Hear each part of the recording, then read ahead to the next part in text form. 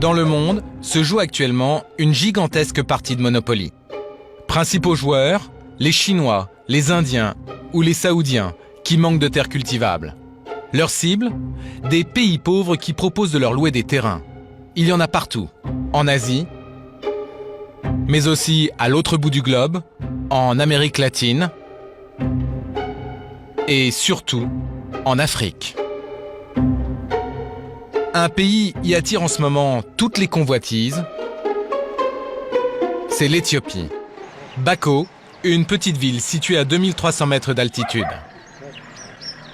C'est ici que se trouve l'un des plus gros investisseurs étrangers du pays. Karuturi, une entreprise indienne. En Inde, le deuxième pays le plus peuplé au monde, le patron de Razak ne trouvait pas de terre disponible. Alors c'est en Éthiopie qu'il a tenté sa chance et il a gagné le gros lot. Tout ça est à vous? 11 000 hectares, une surface gigantesque. Toutes ces terres au nord, elles sont à nous.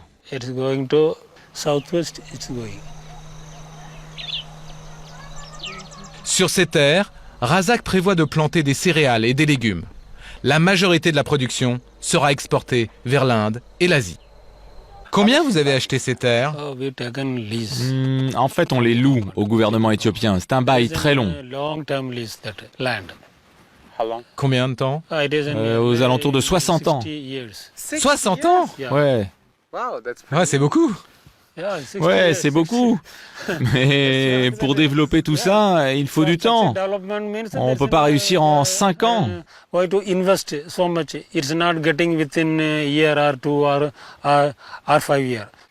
Et combien ça coûte ici le loyer? Je peux pas trop vous répondre. Il faut poser la question au patron.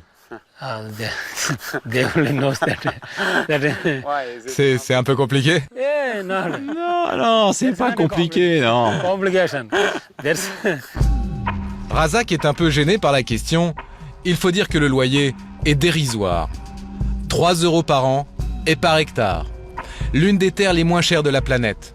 Voilà donc ce qui incite beaucoup d'étrangers à venir planter dans ce pays.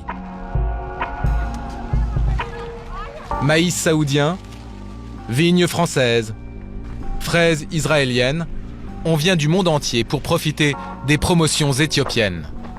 Et cela tombe bien, l'État qui est propriétaire des terres se montre généreux. D'ici 5 ans, il va distribuer 2 millions d'hectares aux investisseurs. Sur ces terres, Razak, lui, a décidé de miser sur l'une des céréales les plus cultivées en Inde, mais aussi l'une des plus rentables. Alors il est comment ce riz? Ouais, ça va être une bonne récolte. C'est à l'intérieur de ces grandes herbes vertes que mûrissent les grains de riz. Une céréale très demandée qui constitue la base de l'alimentation de la moitié de l'humanité. À terme, la ferme indienne compte produire 5 millions de tonnes de riz en Éthiopie. Destination l'Inde, le reste de l'Asie et même l'Europe. La demande de nourriture va exploser. Il n'y a pas assez de terres disponibles. Et on a besoin de plus en plus de nourriture pour vivre. Avec un tel marché, notre projet va être énorme. Et je pense que d'ici quelques années, nous serons, sinon le plus grand, en tout cas l'un des plus grands groupes agroalimentaires du monde.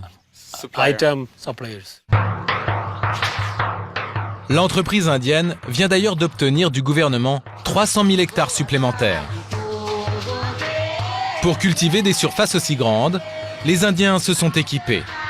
Une trentaine de tracteurs directement importés des États-Unis. Tout reste à faire.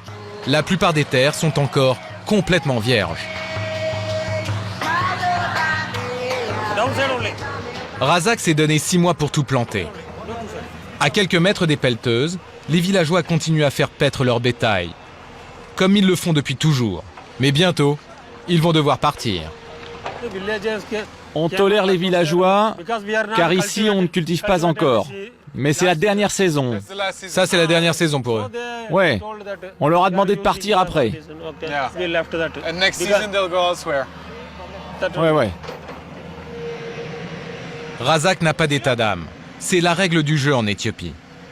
Quand les investisseurs étrangers s'installent, les paysans doivent souvent leur céder la place.